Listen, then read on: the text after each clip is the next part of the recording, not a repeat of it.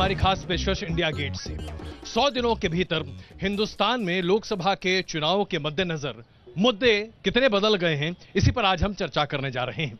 आज जो 3 बड़े मुद्दे देश के सामने हैं वो है राष्ट्रवाद, सुरक्षा और उसके साथ साथ राम। क्या यही मुद्दे थे आज से 100 दिन पहले? जी नहीं। आज से 100 दिन पहले किसानों की बात होती थी, आज से 100 दिन पहले रोजगार की बात होती थी, आज से 100 दिन पहले अर्थव्यवस्था की बात होती थी, लेकिन आज राष्ट्रवाद की बात होती है। इसलिए इस पर हम विशिष्ट चर्चा कर रहे हैं। हमारे साथ संगीत रागी जी, मौलाना अतर हसन दहलवी जी, पंडित अजय गौतम जी, आलोक शर्मा जी और राजकुमार भाटी जी मौजूद हैं। आप सबका स्वागत है।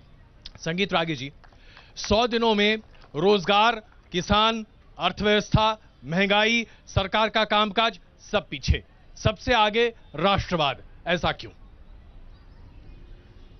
देखिए, मैं ऐसा नहीं कहूंगा कि राष्ट्रवाद सबसे आगे है और बाकी सारी चीजें पीछे हैं, लेकिन एक तो इस चीज को तो आप मानेंगे कि राष्ट्र सुरक्षित है तभी सब चीज है। राष्ट्र सर्वोपरि है, उसके बाद ही सारी चीजें आती हैं। और ऐसा नहीं है कि बाकी सारी चीजें गौण हो गई हैं, लेकिन राष्ट्रीय अस्मिता, राष्ट्रीय सुरक्षा और राष्ट्रवाद, ये तीनों सबसे महत्वपूर्ण होना ही चाहिए।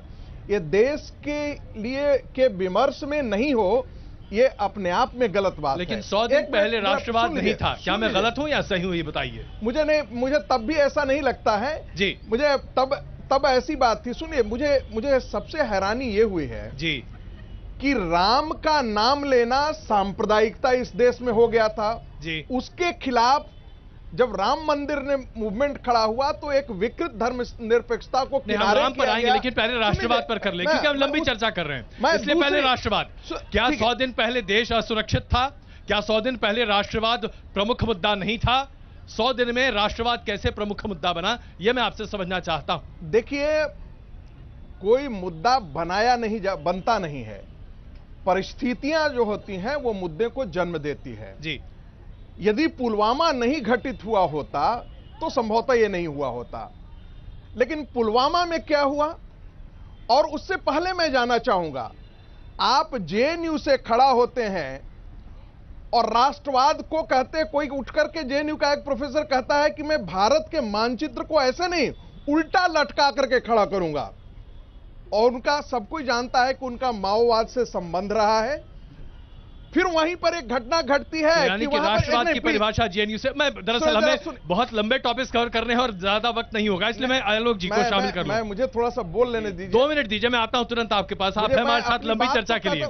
आलोक जी, राष्ट्रवाद टुकड़े टुकड़े ज्ञान से शुरू होते होते आज फिर वापस आ गया है, लेकिन बीच में आपने बहुत कुछ किया।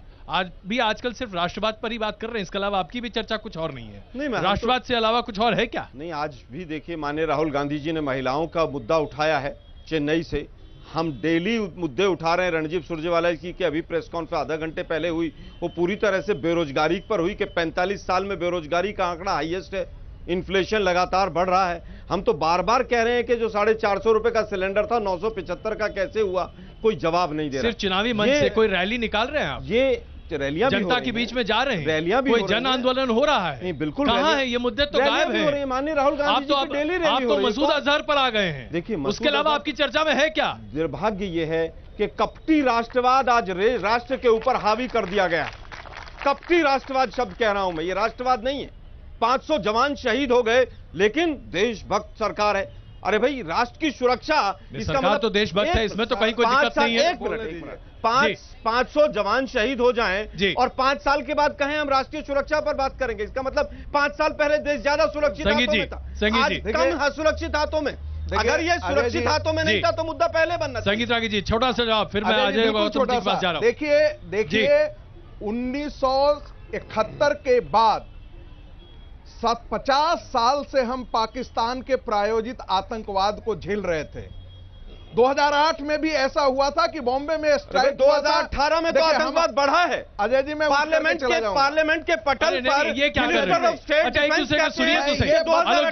डबल हो गई। आलोक जी, जरा प्लीज सुनिए। अच्छा, आप ये मत कीजिए ना, ये मत कीजिए ना। देखिए, लोग आपको सुन रहे हैं, आप जाएंगे बीच से तो अच्छा मैसेज नहीं जाता। बिल्कुल, आप बताइए ना आतंकवाद पर आपने। आलोक जी, उनकी बात सुनिए ना। आलोक जी, उनकी बात सुनिए। अभी हम ठीक कराते हैं। आप जरा माइक पकड़ कर बोलिए, माइक पकड़, मैं माइक लाता आता हूं आपके पास। अजय जी, मैं ल्यूम्पेन टाइप का बिहेवियर दिखाने वालों के साथ बातचीत नहीं कर सकता। मैं मुझे दीजिए। देखिए, सबसे पहली बात तो कि बहस हो रही है तो हम सबकी एक बात सुन सकें। ये बीच में बोलने का जो बेतुका राग है वो मुझे बर्दाश्त नहीं होगा। आलोक जी प्लीज, आलोक जी पूछता हूँ, आपने सवाल पूछ लिया, जवाब देने दीजिए ना। सवाल भाई मैं पूछ रहा हूँ, गुजरात चुनाव था तब भी राष्ट्रवाद जागा था कि मनमोहन सिंह जी के पाकिस्तान। अच्छा, आपका ये सवाल हो गया। अब मैं इसका एक सेकंड जवाब क्या हुआ गुजरात? संगीत रागी जी, संगीत रागी कनेक्शन किससे? आलोक जी एक सेकंड जरा, अभी बहुत वक्त है हमारे पास, हम पूरे 2 घंटे चर्चा कर रहे हैं, इसलिए कोई दिक्कत नहीं है। बताइए। देखिए, इस देश में जो जिहाद की फैक्ट्री चल रही थी जी, इस देश के अंदर, और जो पाकिस्तान प्रायोजित जिहाद था जी, उसका संरक्षक और उसको यहां पर संरक्षण देने का काम कांग्रेस पार्टी ने किया था। घाटी के अंदर जो जिहाद था उसको कांग्रेस पार्टी ने संरक्षण दिया है। प्लीज प्लीज सुन लीजिए। ठीक है, नहीं, एक मिनट। वहां से 4.5 लाख कश्मीरी हिंदू भगाए जाते हैं जी। उनमें से कश्मीरी महिलाओं के जंघे पर नंगे हाथों से इस्लाम जिंदाबाद के नारे लिखे जाते हैं और कांग्रेस पार्टी कुछ नहीं बोलती है। यह शर्मसार तब नहीं होती है, लेकिन ये कोई मर गया, यदि कोई मुस्लिम मर गया तो इनको तुरंत सोनिया गांधी जी रोना शुरू कर देती हैं। मेरे उनके कलेजे से दर्द फटना शुरू हो जाता है।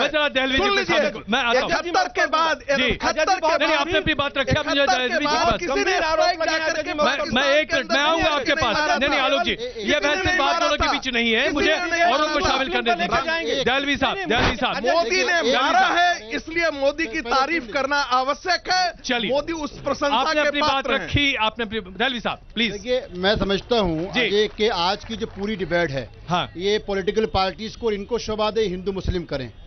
मैं तथ्यों पे बात करना पसंद करूंगा जी। 1962 में चीन से जाहिरी पराजय के बाद जी, जब सदन के अंदर पहली तकरीर प्रधानमंत्री पंडित नेहरू की हुई जी, तो उस वक्त बहुत कटाक्ष की है। नेहरू का वो रिकॉर्डेड बयान है जिसमें उन्होंने कहा, आपको ये अधिकार है कि आप मुझको राजपथ पर लेके जाएं और मुझको जूतों का हार पहनाएं, लेकिन मैं आपसे एक बात कहता हूं, क्या इस बजट सेशन के अंदर आप भागलपुर के अंदर जो कहत की हालत पड़ी हुई है और कालाहांडी और जो उड़ीसा में जो हालत हो रहे हैं, क्या ही अच्छा हो कि आप मुझको थोड़ा समय दे दें ताकि राष्ट्र और ये सदन उन पर चर्चा कर ले। यानी राष्ट्रवाद ये भी है। नहीं, लेकिन देखिए जो आरोप अभी संगीत रागी जी ने लगाया है, अब इनके आरोप पे जी, नहीं प्लीज इनके आरोप पे सुन लीजिए। गौतम साहब एक मिनट, अजय जी प्लीज, अगर इनको हिंदू मुसलमान करना है तो आप करवाइए। नहीं, मैं नहीं कुछ करवा रहा, मैं करवा रहा हूँ। क्या इनसे एक बात कहता हूँ, पाकिस्तान की हैसियत और औकात क्या है जी। 65 में घुस के जिसको लाहौर के अंदर जहाँ हमारे सैनिक झंडे लहरा सकते हैं और उसके 2 टुकड़े करके भोगल करके, यानी एक आप बांग्लादेश बना सकते हैं, आप उन सैनिकों पर ना सवाल उठा सकते हैं और ना बेबी फिल्म की तरह उनका फिल्मीकरण कर सकते हैं। मुझको बताइए पाकिस्तान की हैसियत का, उसकी औकात क्या है पाकिस्तान की? उसकी हैसियत ये है, 2002 में आप चुनाव लड़ने निकलते तो आप कहते हैं अगर आपने हमको वोट नहीं दिया तो मियां मुशर्रफ तालियां बजाएगा। 2007 का चुनाव लड़ते हैं तो आप कहते हैं अगर आपने मुझको नहीं जिताया तो पाकिस्तान में बम पटाखे फोड़े जाएंगे। जब आप बिहार के चुनाव में आते हैं तो आप कहते हैं अगर भाजपा को नहीं जिताया तो पाकिस्तान में चिरागा होगा। क्या भारत का ये नौजवान, क्या भारत का ये वोटर इतना ज्यादा भयभीत है कि पाकिस्तान से भयभीत होकर अजय गौतम जी, क्या पाकिस्तान, एक मिनट प्लीज, अजय गौतम जी, क्या पाकिस्तान का डर, एक मिनट प्लीज, आप लोग नहीं जी, अजय गौतम जी, क्या पाकिस्तान का डर दिखाकर हिंदुस्तान में वोट बटोरे जा रहे हैं या दरअसल हमारे देश में एक राष्ट्र नीति के आधार पर चीजें आगे बनाई जा रही हैं? नहीं, जी अजय गौतम जी। देखिए, बिल्कुल भी नहीं है। पाकिस्तान और हिंदुस्तान का ना कभी मुकाबला था, ना आज है, ना कभी भविष्य में हो सकता है। पूरी दुनिया जानती है वो एक बर्बाद मुल्क है। उसको पूरी दुनिया पाकिस्तान नहीं टेररिस्तान के नाम से जानती है। वो कोई देश नहीं है, वो आतंकवाद चलाने वाली फैक्ट्री है। इसलिए भारत और पाकिस्तान के मुकाबले की कोई वजह ही नहीं। एक मिनट सुनिए ना, सुन तो लीजिए। सब काम करेंगे पर पाकिस्तान पूरा है, कहते हैं घर में घुस के तो लीजिए। अरे देलवी साहब, 15 साल में आके देलवी साहब सुनिए ना, जो घर में घुस के खाना खा के आए हैं, घर में घुस के क्या मारेंगे ये लोगों को? अच्छा प्लीज अजय गौतम जी, प्लीज, अच्छा दहलवी साहब आदम प्लीज सवाल बहुत सीधा सा है कि इस देश के अंदर वो कौन लोग हैं? जब आतंकवादी इस देश के अंदर मारे जाते हैं तो उनको तिरंगे में लपेट के ये लोग शहीद का दर्जा देने की बात करते हैं। वो कौन लोग हैं? वो पाकिस्तान के नहीं है, वो इसी देश के अंदर रहने वाले हैं। उनका आधार कार्ड तो हिंदुस्तान का है लेकिन उनका दिल पाकिस्तान का है। दूसरी बात, सवाल यह है कि जब हम बात करते हैं भारत की या पाकिस्तान की, आज देखिए एक छोटा सा एग्जांपल मैं दे रहा हूं। अभी 13 अप्रैल से अभी क्या कहते हैं, जो चुनाव की जो ड्यूरेशन है, इसमें 4 मुख्य त्योहार पड़ रहे हैं, जिसमें रामनवमी है, गुड फ्राइडे है, और क्या कहते हैं महावीर जयंती है और बुद्ध पूर्णिमा है। लेकिन कभी किसी ने, किसी भी धर्म के व्यक्ति ने ये नहीं कहा कि आपने चुनाव का इस्तेमाल किया, लेकिन लोगों की, कौन से धर्म के लोगों की आवाज आई कि जी रमजान को आपने जान के इलेक्शन के अंदर इंप्लीमेंट किया है ताकि लोग कम वोट जाए। बता दीजिए, वो ऑब्जेक्शन करने वाले पाकिस्तान के लोग हैं, का बड़ा आरोप लगता है। क्या आज राष्ट्रवाद की परिभाषा मुसलमानों के खिलाफ खड़ी होती दिखाई देती है? क्या ये है नई परिभाषा? भाटी साहब, मुसलमान और पाकिस्तान में करेंगे इनको वोट काट देंगे, तालियां थोड़ी पड़ जाएंगी। ये तालियां इसीलिए पिटती हैं, मुसलमान और पाकिस्तान में तालियां बजेंगे जी। और मैं समझता हूं कि अगर हम इस देश का भला चाहते हैं तो जाति और धर्मों की चर्चा हमें नहीं करनी चाहिए। बिल्कुल। दूसरी बात, जो अभी तक की डिबेट का लब्बो-लुआब है, मैं बहुत जिम्मेदारी से कहना चाहता हूं और आपके चैनल के लिए नहीं कह रहा हूं, लेकिन एक शब्द इन दिनों आविष्कार हुआ है कि भारतीय जनता पार्टी की जो आईटी सेल या इनके प्रचारक और गोदी मीडिया कितना भी कोशिश कर लें, लेकिन 135 करोड़ के इस महान भारत देश के चुनाव में ऐसा हो ही नहीं सकता कि किसान मुद्दा ना बने, नौजवान का रोजगार मुद्दा ना बने, शिक्षा मुद्दा ना बने, स्वास्थ्य मुद्दा ना बने, सड़कें मुद्दा ना बने, बिजली मुद्दा ना बने। और अगर नहीं बना तो इस देश का दुर्भाग्य होगा। इनकी कोशिश है कि मुद्दे ना बने, इनके बनाए हुए नकली बनावटी मुद्दों पर चुनाव हो जाए। राष्ट्रवाद हर व्यक्ति के अंदर है। मेरे भी परिवार के लोग शहीद हुए हैं, हमने भी देश की आजादी के लिए, हमारे परदादा को फांसी लगी थी, तो क्या हम इस देश के खिलाफ हो जाएंगे? लेकिन फर्जी राष्ट्रवाद, फर्जी धार्मिकता, धर्म के नाम पर वेमनस फैलाना, उन्माद फैलाना। अभी इन्होंने क्या कहा, कितनी आपत्तिजनक बात कही, आपको टोकना चाहिए था। इन्होंने कहा मुसलमानों के मरने पर रोते हैं। क्या मुसलमान इस देश के बेटे नहीं है? क्या इस देश के नागरिक नहीं है? हिंदू हो या मुसलमान, कोई भी मरेगा तो रोना आएगा, दुख सबका होगा। हम क्या धर्म में, जातियों में इस देश को बांट देंगे? क्या ये लोग ये देश के हितैषी हैं? संगीत रागी जी जवाब दीजिए इसका। संगीत रागी जी, मैं आता हूं, आलोक जी आपके पास आऊंगा। साहब से पूछेगा, जब अखलाक की मौत हुई दुखद थी, ये जाकर धरने में बैठे, 50 लाख मुआवजा दिया, हमने कुछ नहीं कहा। लेकिन जब प्रशांत पटेल या प्रशांत पुजारी मारा जाता है गौ की रक्षा के लिए, पूछिए कितनी बार कहिए, पूछिए। ये उत्तर प्रदेश का मामला, इसलिए आप इसका बेहतर जवाब केवल झूठ बोलते हैं, फर्जी बातें करते हैं, ये इनकी संस्कृति है। पहली बात तो अखलाक के लिए हमने कोई धरना नहीं दिया। जब अखलाक को मारा गया तो उत्तर प्रदेश में हमारी सरकार थी। अखलाक एक निर्दोष व्यक्ति को उसके घर में घुस के 50 लोगों ने लाठियों से पीट पीट के मार दिया, उसके बेटे को भी मार दिया था। वो तो पुलिस मौके पे पहुंच गई, उसे अस्पताल पहुंचाया, उसकी जान बच गई। इसमें क्या जस्टिफाई करना चाहते हैं? एक निर्दोष लोगों को इस तरह मारा जाएगा? अच्छा, संगीत रागी जी, मैं इसे व्यक्तिगत आरोप प्रत्यारोप नहीं बनाना चाहता, कृपा करके इसे हम व्यक्तिगत प्रत्यारोप आरोप न बनाएं। संगीत रागी जी, संगीत रागी जी, संगीत रागी जी, मुद्दे पर वापस लौटते हैं। देखिए अजय जी, जेएनयू में जब ये टुकड़े टुकड़े की बात हुई थी, तुम कितने अफजल मारोगे, घर घर से अफजल निकलेगा। कश्मीर की आजादी की जो बात कर रहे थे उसके समर्थन में कौन कौन पार्टियां गई? उसके समर्थन में सबसे पहले अरविंद केजरीवाल और राहुल गांधी गए। हमको समझ में नहीं आता है, राष्ट्रवाद को आपने गाली क्यों बना दिया है? आपको जय हिंद कहने से अब डर लगने लगा है, वंदे मातरम से आप डरते हैं। तो ये राहुल गांधी की कांग्रेस वेटिकन कांग्रेस है। मैं इसलिए कहता हूं ये इंडियन नेशनल कांग्रेस नहीं है, ये इटालियन क्रिश्चियन कांग्रेस है, क्योंकि इसकी नेतृत्व जो है श्रीमती सोनिया गांधी करती हैं, जो कैथोलिक क्रिश्चियंस है, घोर कैथोलिक क्रिश्चियन जो है इस देश का नेतृत्व कर रहा है। और आप कहते थे कि देश का हिंदू मुसलमान हम क्यों करते हैं? इस देश में मुसलमान भी रहते हैं, क्रिश्चियन भी रहते हैं। संगीत रागी जी, बहुत संगीत आरोप लगाए आपने, इस देश में रहेंगे, बहुत संगीत आरोप लगाए आपने इस पर। मत पूछिए, मां भारती का बंटवारा हिंदू और मुसलमान के नाम पर। सुनिए जरा, हिम्मत रखिए सुनने की। मुसलमान अजय जी चुप नहीं होंगे। मुसलमान कहते थे कि हम अजय जी फिर चुप नहीं होंगे, इनकी आदत ही खराब है। भारती को टुकड़े करके करोड़ों लोगों को मार डाला, अजय जी नदियां बहा दी, और इसके बाद आलोक जी जवाब दीजिए। बहुत ही संगीन आरोप आपकी पार्टी के ऊपर, क्या ये इटालियन वेटिकन कांग्रेस है? देखिए, मैं समझता हूं मानसिक हीनता के सवाल का मैं उत्तर नहीं देना चाहता। हिंदुस्तान, लाल किले, और हम यहां पीछे हमारे सामने जहां पर शहीदों के स्मारक हैं उसके साथ खड़े हुए, जहां से लाल किले से तिरंगा फहराया जाता है, और यह धर्मनिरपेक्ष देश है। वो हिंदू है, वो मुसलमान है, वो क्रिश्चियन है, ये जहर उगलना बंद करें। हिंदुस्तान है, हिंदुस्तान सबका है। हम पूछना चाहते हैं, आपने कहा कि वहां पर जम्मू कश्मीर के हिंदुओं के साथ ऐसा हुआ जी, कश्मीरी पंडित कितने वापस गए जरा बताएंगे? अगर आपने अच्छे हालात किए तो 3 साल में सरकार छोड़कर भगोड़े हो गए जी। 70 साल तक वोट मांगा, धारा 370 को हटाएंगे। पहली बार सरकार बनी तो कॉमन मिनिमम प्रोग्राम में लिखा कि धारा 370 को मजबूत कैसे करेंगे। देश का दुर्भाग्य है, पुलवामा के बाद 70 जवान शहीद हो गए, लेकिन यहां पर लोग तालियां पीट रहे हैं। कहां सोच चली गई है जनता? उत्तर देने दीजिएगा। 70 लोगों की शहादत के बाद भी अगर आप तालियां पीटते हैं कि देश में राष्ट्रवाद चल रहा है, तो मैं कहूंगा कि दोबारा सोचिए इस बात को।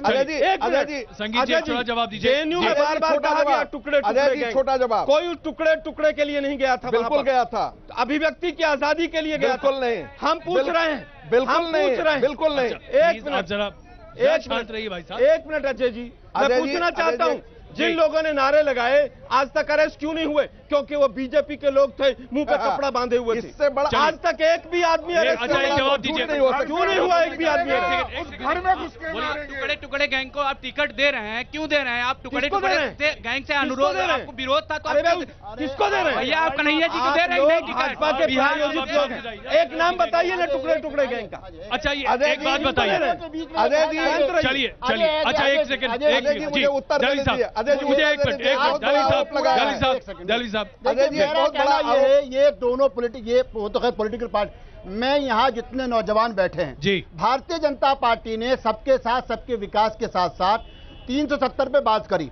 370 पे पिछले आपके साथ भी हमने एक डिबेट करी और मैंने बार बार एक बात कहा, और ताकि इन लोगों को मालूम होना चाहिए जितने लोग यहाँ खड़े हैं जी, अजय आप हो, संगीत रागी हो, ये हो, कोई भी हो, कोई भी आदमी टिकट लेता हो, टिकट लेके सीधा श्रीनगर में उतर सकता है, ये आप जानते हैं।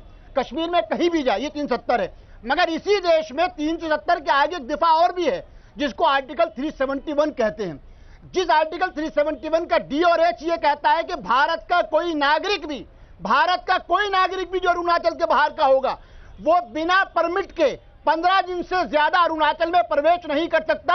क्या तिरंगा लेके जाओ, क्या वंदे मातरम कह के जाओ, नागालैंड, मिजोरम, अरुणाचल में आप दाखिल नहीं हो सकते। लेकिन ये धारा 370 पे इसलिए नहीं बारे में चर्चा क्यों नहीं होती? मुसलमान नहीं रहते, ये तो सत्य है, कोशिश 370, ये तो सत्य है, ये बात तो सत्य है। जो मुझे एक मिनट अजय गौतम को जवाब दीजिए। सुन तो लो। अच्छा जवाब दीजिए। तिरंगा जवाब सुनिए उसकी बात छोड़ दो आप जी। जहां तक 371 की बात है अरुणाचल प्रदेश की, जो देखिए जो नहीं, जो बॉर्डर के सेंसिटिव एरियाज हैं, जो बॉर्डर के सेंसिटिव एरिया, अगर उसकी बात करते हैं तो उत्तराखंड में भी अगर आपको माना बॉर्डर पे जाना है, नहीं मिसगाइड मत करिए, मिसलीड मत करिए, मिसलीड मत करिए। चलिए आइए, उत्तराखंड के बुनियादी सवाल, मैं यहाँ पर एक छोटा सा ब्रेक ले रहा हूँ, मैं यहाँ छोटा ब्रेक ले रहा हूँ। बुनियादी सवाल ये है कि क्या 71 साल की आजादी के बाद आज भी हमें राष्ट्रीयता पर बहस करनी पड़ रही है, और अगर करनी पड़ रही है तो कितना बड़ा दुर्भाग्य है हिंदुस्तान का। राष्ट्रीयता, सुरक्षा और राम, ये है वो 3 बड़े मुद्दे जिस पर आज देश में लोकसभा चुनाव पर सबसे ज्यादा बहस हो रही है, और इसी पर बड़ी बहस आज हम कर रहे हैं इंडिया गेट से। बड़ी बहस इसलिए क्योंकि हमारे पास एक बड़ा विशिष्ट पैनल है। संगीत रागी जी, मौलाना अतर हसन दहलवी जी, पंडित अजय गौतम, आलोक शर्मा जी, शांतनु गुप्ता जी, राजकुमार भाटी जी, विनोद अग्निहोत्री जी और नवीन कुमार इस वक्त हमारे साथ मौजूद हैं। नवीन कुमार जी, ये बताइए कि 100 दिन पहले तक खुद प्रधानमंत्री जी भी रोजगार की, किसान की, अर्थव्यवस्था की चर्चा किया करते थे, लेकिन आज रैली शुरू होती है तो पुलवामा से, खत्म होती है तो राष्ट्रवाद से। 100 दिन में सब बदल गया, ऐसा क्या हो गया? क्या देश पहले सुरक्षित था, आज असुरक्षित हो गया? अजय जी, 2 बातें मैं जब डिबेट में आया तो मैं सुन रहा था जी। आपकी बात का जवाब देना बहुत जरूरी, क्योंकि वहीं से शुरू होती है। तो मेरे कांग्रेस के मित्र और समाजवादी पार्टी के मित्र ने 2 बातें कही थी जी। वो कह रहे थे कि हमने 65 में 71 में जाकर के इंदिरा जी ने हमने बनाया, पाकिस्तान बना, हमने दे दिया, वही दूंगा, परेशान मत होइए, हमने जो है पाकिस्तान के 2 हिस्से कर दिए जी। मैं इनसे एक बात पूछना चाहता हूं यहाँ पर, और देश की जनता पूछना चाहती है कि 71 के अंदर मान लिया कि हमारी सेना ने, सब जानते हैं सेना के शौर्य को कोई कम नहीं आता है जी, उसने पाकिस्तान की नाक में नकेल डाल करके आधा पाकिस्तान कब्जा करके बांग्लादेश के 2, पाकिस्तान और बांग्लादेश 2 हिस्से कर दिए पाकिस्तान के जी। जब आपने शिमला समझौता किया और पाकिस्तान के 93,000 सैनिकों को छोड़ा, तब आपने भारत के सैनिकों को पाकिस्तान की जेलों से नहीं निकाला। आज भी 54 सैनिक वहां सड़ रहे हैं, और क्यों नहीं लिया आपने वापस? 93,000 सैनिक छोड़ दिए, कौन है इसका दोषी? पाकिस्तान के 93,000 सैनिक छोड़ दो और हिंदुस्तान के 54 सैनिक भी नहीं ले पाओ, क्या विडंबना थी आपके पास? क्यों छोड़ दिया आपने पाक ऑक्युपाइड जम्मू कश्मीर?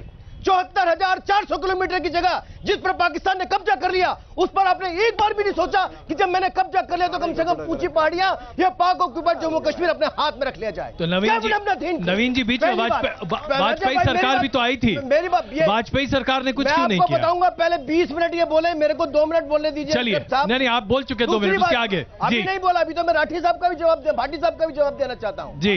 भाटी साहब का, भाटी साहब ने कहा कि यहां आएंगे कोई भी जात बिरादरी की बात ना करे, कोई भी जातिवादी में नहीं जाने, सबने बड़ी अच्छी ताली बजाई की, अच्छी बात, बड़ी अच्छी बात करी जी। आपने अपने राष्ट्रीय अध्यक्ष को नहीं समझाया?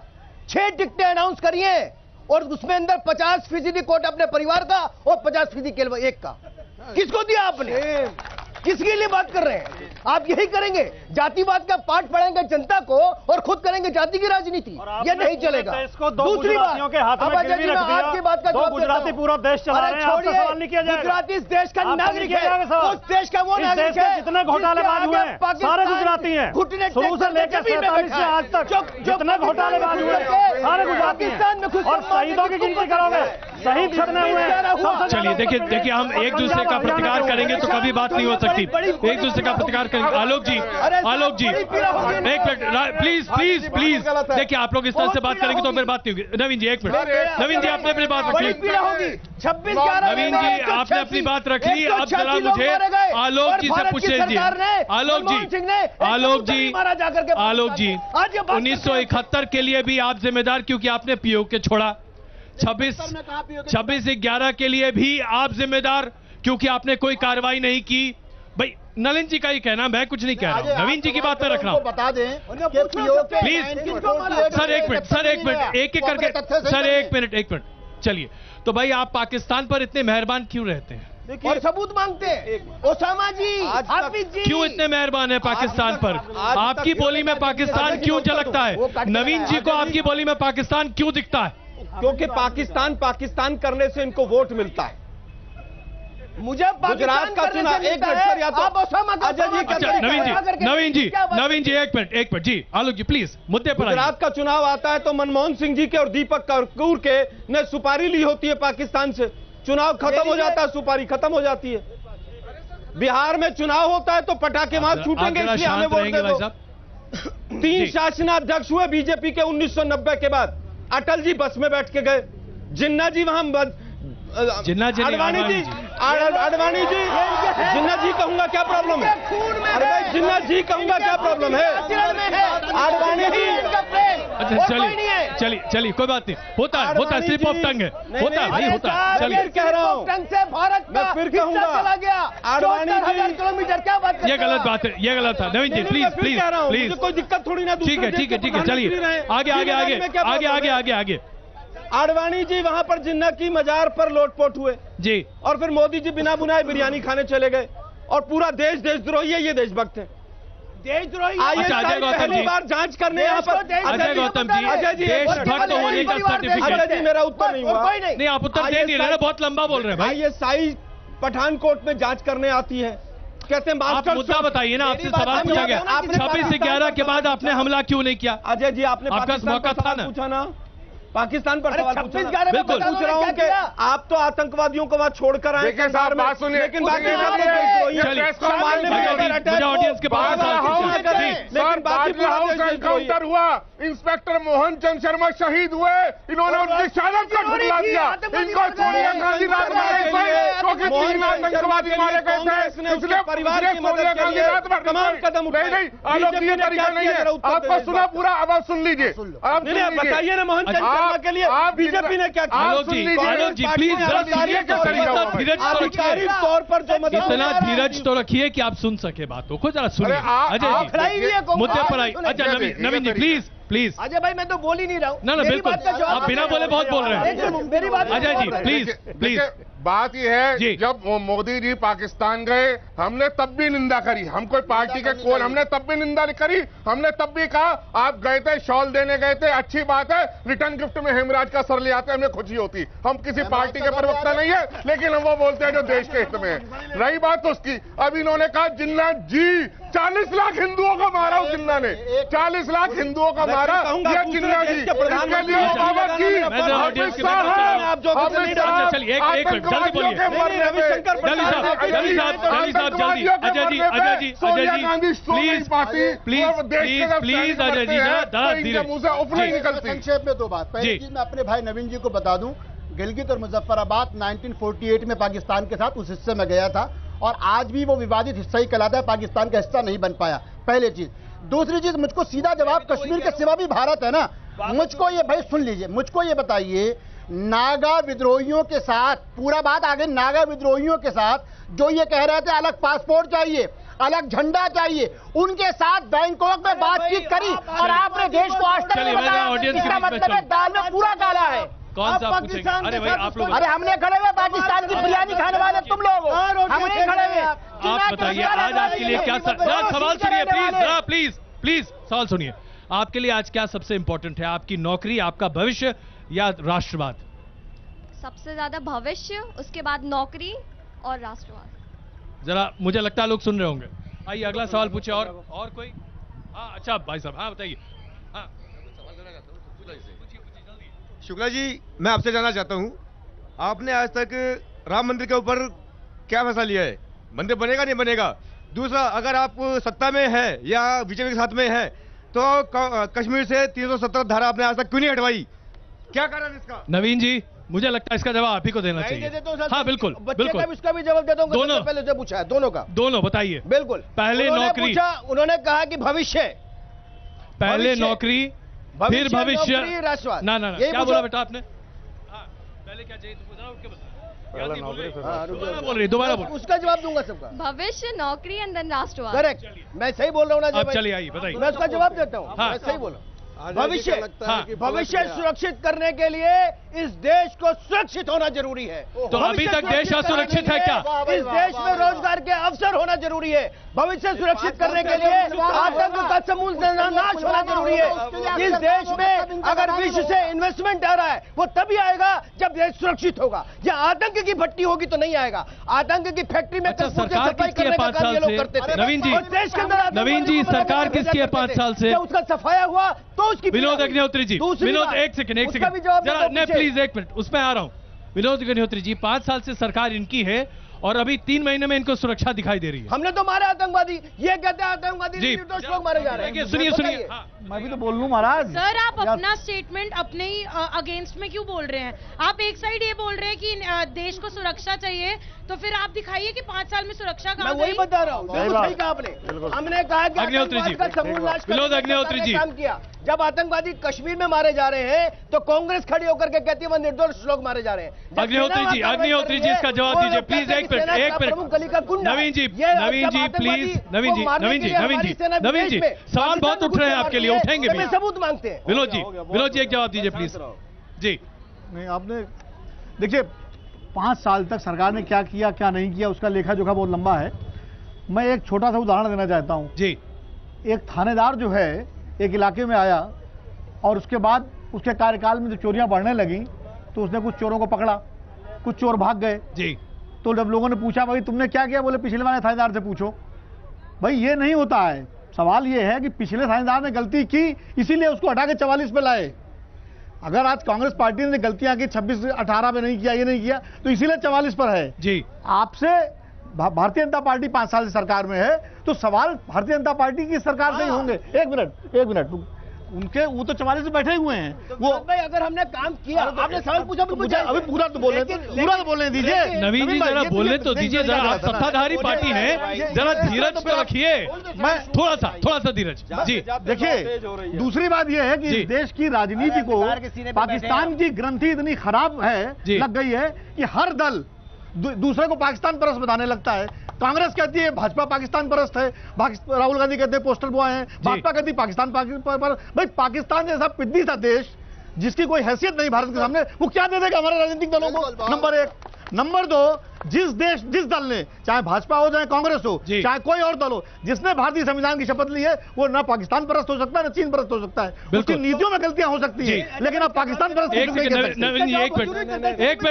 शांतनु जी एक मिनट, शांतनु जी सवाल लेने दीजिए, इतना तो करने देंगे आप।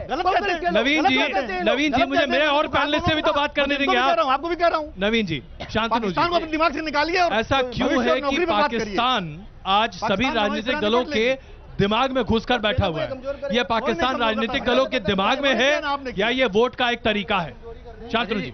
अजय जी, 1948 से 1947 से जब विभाजन हुआ, भारत पाकिस्तान में भारत और भारत में पाकिस्तान एक मुद्दा है जी, जो हमारा एक अभिन्न अंग था। बहुत सारे हिंदू, बहुत सारे मुस्लिम यहाँ से वहां गए, वहां से यहाँ गए, तो वो मुद्दा रहेगा जी, उसको काल्पनिक बनाना। लेकिन अभी क्योंकि पुलवामा अटैक हुआ है और हमें पता है हमने पहली बार 70 साल में उनके घर पे जाके मारा है, तो वो मुद्दा तो रहेगा।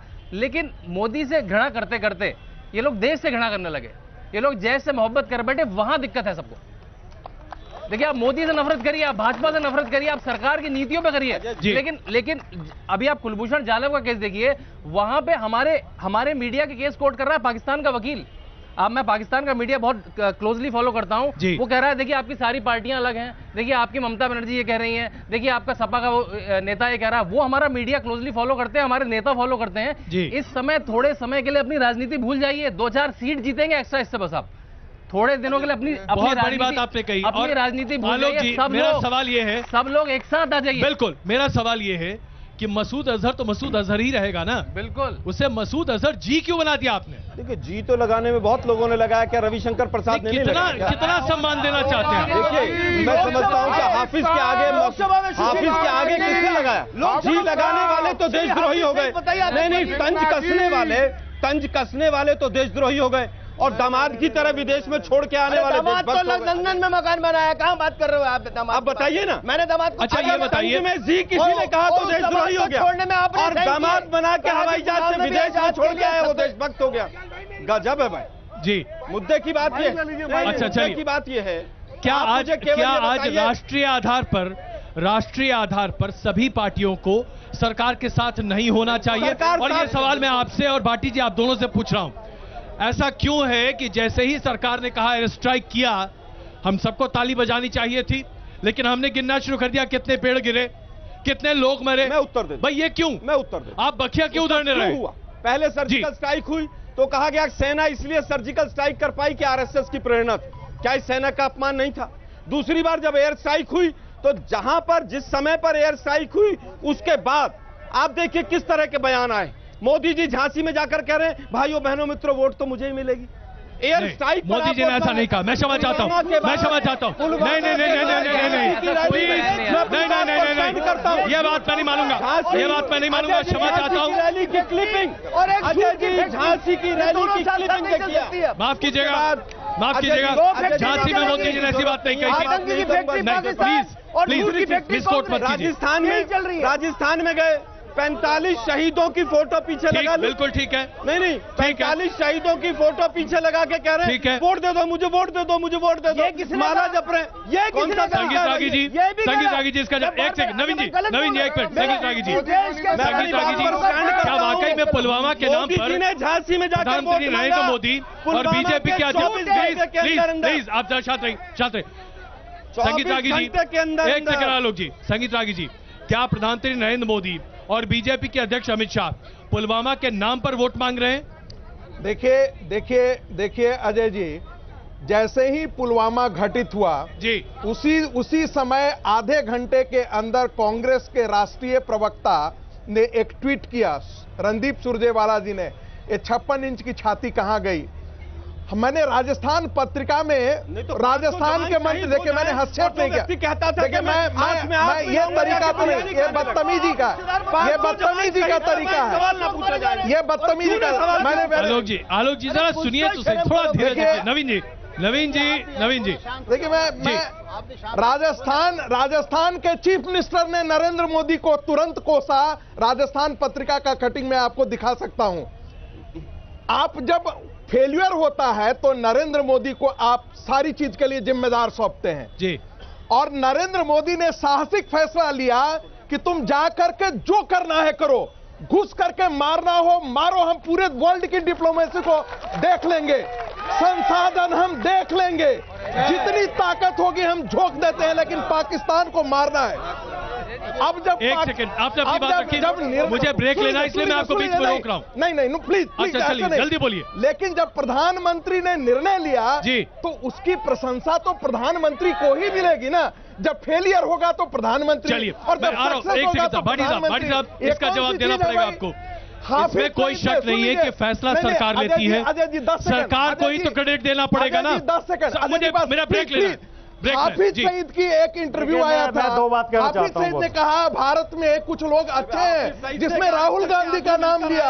ये शर्म की बात है कि राहुल गांधी, हम अभी कंटिन्यू कर रहे हैं। हाफिज सईद कर रहा हो पाकिस्तान में। अगर प्रधानमंत्री नरेंद्र मोदी फैसला लेते हैं, रागी साहब सुनिए, साहब प्लीज, होने की बात, अगर हम नरेंद्र मोदी फैसला लेते हैं तो क्रेडिट तो नरेंद्र मोदी को मिलेगा ना, इसमें गलत बात तो नहीं। भारतवर्ष के लोकसभा के चुनाव होने जा रहे हैं, तारीखें घोषित हो चुकी हैं जी। 135 करोड़ लोगों के देश अपना 5 साल के लिए भविष्य तय करने जा रहा है। लोगों को ये बताना पड़ेगा, लोगों को सोचना पड़ेगा कि उनके सामने सबसे बड़े मुद्दे क्या हैं। अगर नरेंद्र मोदी जी ने बढ़िया किया तो निश्चित तौर पर जनता उसका क्रेडिट देगी, किसी का क्रेडिट खत्म नहीं किया जा सकता। लेकिन हमें जनता को ये बताना पड़ेगा, समझाना पड़ेगा, महंगाई, बेरोजगारी, भ्रष्टाचार, नौजवान और किसान इस देश के सबसे बड़े मुद्दे हैं। मुद्दे तमाम हैं, लेकिन आज चर्चा हो रही है राष्ट्रीयता की और राम की।